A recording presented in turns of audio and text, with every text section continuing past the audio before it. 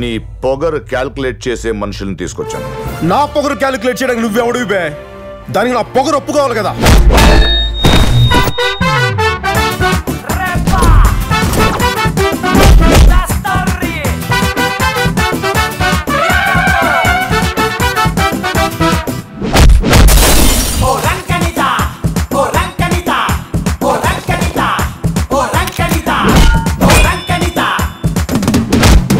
నిన్ను మీ బాబుని Delhi guest house నుంచి బయటికి తీసుకొచ్చి బట్టలు తీసుకొస్తే ఎలా ఉంటుందో ఈ రోజు రాష్ట్రం అలాగుందిరా.